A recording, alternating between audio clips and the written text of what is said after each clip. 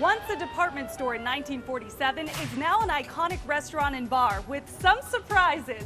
Step inside for something both nostalgic and new. Order up. Our family owns and operates Hanny's and the building itself. It's a 1947 build. It was one of the first that came more to the West Coast. It's called an international style. So when you look outside at the curved building and the architecture of it, it's just something you don't see much of. That spurred into what ended up being one of probably the high-end clothing stores for downtown, an old haberdashery, hats, shoes. You've seen pictures where a shoemaker will be in the front window. If you notice the names of the suits and the clothes and stuff that are still on the walls today that we had preserved. This former freight elevator shaft has now been transformed into a walk-in 4-story kaleidoscope, one of the largest of its kind. This is an illuminated 3-chambered walk-in kaleidoscope. This is done from about a 10,000 lumen projection camera. That is up above us, and then we're using mirrors to create all the illusions that are in here.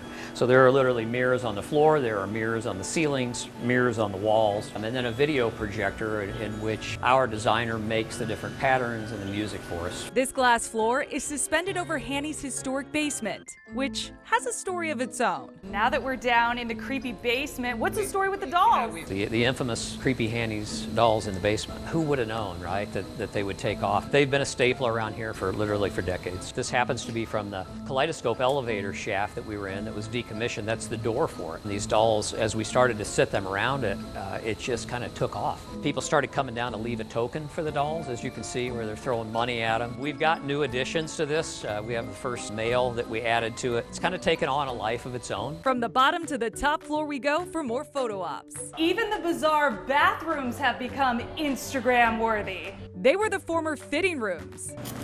So if you come for the food and drinks, be sure to stay for everything else there is to experience. You enjoy. Thanks, Zach. Cheers to Rediscover Arizona at Hanny's. Crystal Long, 12 News.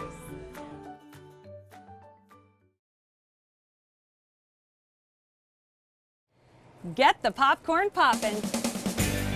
We're in Glendale to rent movies the OG way. From the classics to new releases to movies you can't even find on streaming. Take your time, browse around. My name's Matt Mason, and this is my shop, Superstar Video. I've been working here 30 years. The store's actually older than I am. This is our 46th year, family owned. When I walked in, I saw row after row after row, ceiling to floor of movies. How much is in your inventory? We'll go 100,000 plus. I mean, obviously there's duplicates, but you're gonna find stuff here that you're just not gonna find anywhere else. I like to think of ourselves as a library, actually. In a world where streaming is king, how did Superstar Video survive? There's so many decades of history of movies that you're just unaware of until you step in a place like this. Renting a movie is more of an event. You bring your family here, you all get to pick a movie. It's not the mundane of picking a movie from streams. And most of the time it's what's new and what they want you to see. You can't ask Netflix a question. You can just come ask me for your movie and I'll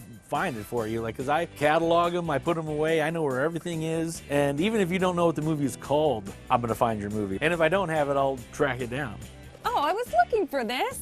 And if you find a movie you really love, you could also buy it. Bronx Tale gets asked for a lot.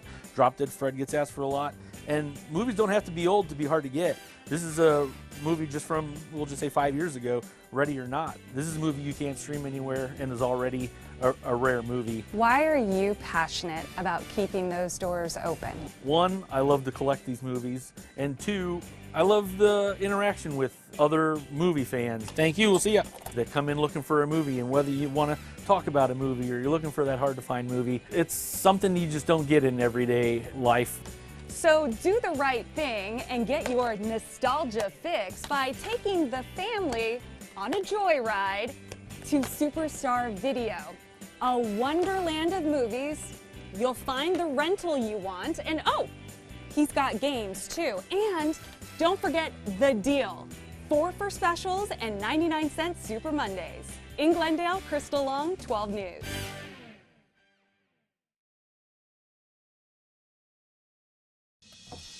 If you love race cars like me, then the Penske Racing Museum will make your heart race. Let's go inside and check it out. Team Penske, one of the most successful teams in all of motorsports, over 600 wins, been racing for over 50 years. In here now we have 15 cars. There's over 100 cars in our collection, so we cycle them in during the year. Different cars will leave, different cars will come in. On our second floor, we have our trophy case display. It's one of the most unique places in the valley. Oh, hi there. I didn't see you. I'm just making sure this trophy is sparkling. It's one of 4 NASCAR Cup Series championships for Team Penske. And you see the design here? That's actually an outline of all the tracks the racers competed on to win this trophy. Why is this incredible collection right here in the valley? This complex, the Scottsdale 101 Auto Collection, at the time was the crown jewel in the Penske Automotive Group. So what to make it more special? Well, let's build in a space for Team Penske's museum. And always, it's free. When we opened 22 years ago, that's the way Mr. Penske wanted it. The Penske Racing Museum has been here for 22 years, but you've been with Penske even longer than that. What was it like actually being out there at all the raceways? Definitely exciting, travel all over the country, all over the world actually at that point. The time when I was on the road, I want to say it was like over 50 wins. I was a jackman on Elio Castroneves' car for 10 years. I was on 3 Indianapolis 500 winning pit crews for Castroneves when he won. Do you ever have either current race car drivers or past race car drivers just show up? There's a few drivers that live here in the valley. Buddy Rice, Paul Tracy, Ari Lyondike Jr. Sometimes I'll be kind of cruising through and all of a sudden I'm like, I know you. Sometimes even our current drivers will be doing different sponsor appearances or different stuff like that. In a Ferrari 296, I could get used to this. I'm Crystal Long, 12 News.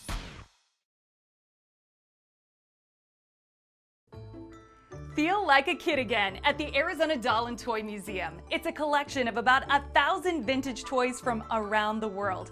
You can explore and reminisce on your own. Oh, I remember playing with Furby. Or you could take a tour. Come on with me. The museum is nonprofit, run by volunteers for the last 35 years. So we have some of the miniature shops from Knott's Berry Farm in 1950s and 60s. Then we have the antique dolls. Most of them all came from Germany. She's about 160 years old. She's French. She has a human hair wig and her body is made out of leather stuffed with sawdust. These are antique doll rooms. They're called room boxes. What's the oldest toy you have in your collection? We have what you call a millenary model. She is paper mache and wood, and from the late 1700s. Someone looks like they're in trouble. Shh! This 1912 class is still in session.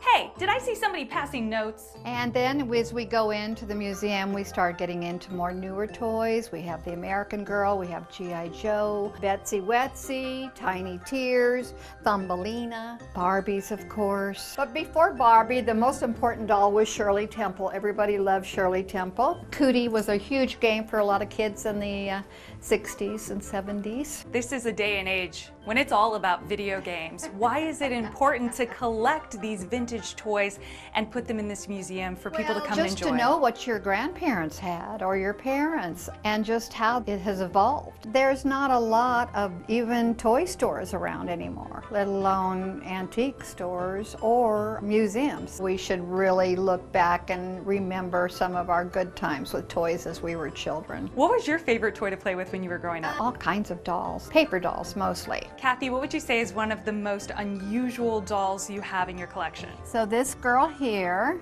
had to have 3 different faces on her head so she could show different emotions. They just hadn't invented the eyes to close yet. She is sleeping, and so there's a pin on the top, and you will turn it and happy. If you'd like to take something home with you to collect or play with, Barbie's my favorite, there's also a gift shop. In downtown Glendale, Crystal Long, 12 News.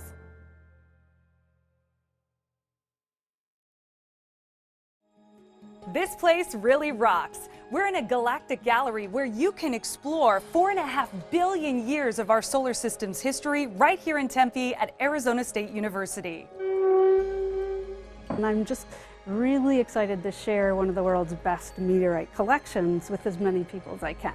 We are standing in ASU's Public Meteorite Gallery, the home of the Busick Center for Meteorite Studies. What is a meteorite? A meteorite is a rock that comes to Earth from space. They usually come from asteroids, but they can come from planets or the moon. And we have the full range. We have pieces of the moon, we have pieces of Mars on display, we have the metal meteorites that are filled planet cores, we have the carbonaceous chondrites, which have those ingredients for the building blocks of life. You're welcome to spend as long as you want and touch as many of the exposed meteorites. Not all of them are behind glass. This is just an opportunity to connect with the universe. ASU's meteorite collection is one of the largest in the world. About 100 meteorites are on display here, but behind the scenes in the vault, there are over 2,000 more. It's a collection that began in 1961. Is it rare to find a meteorite? Meteorites fall all the time, all over the Earth. The chances of going on a hike and finding one really depend on how sharp your eyes are, how much you've learned and read up on them, and how much you've researched where they are in Arizona. We have some well-known meteorite fall fields where you can actually go, and of course there's Meteor Crater, which is our biggest of all. You would need to look for fusion crust, because as the meteorite is coming through the Earth's atmosphere, it burns on the outer surface, like a toasted marshmallow exterior. It's a black layer. Most of them are at least mildly magnetic, and they've been smoothed during that entry in the Earth's atmosphere. And I'm just gonna go ahead and call this one the selfie space rock. At Arizona State University, Crystal Long, 12 News.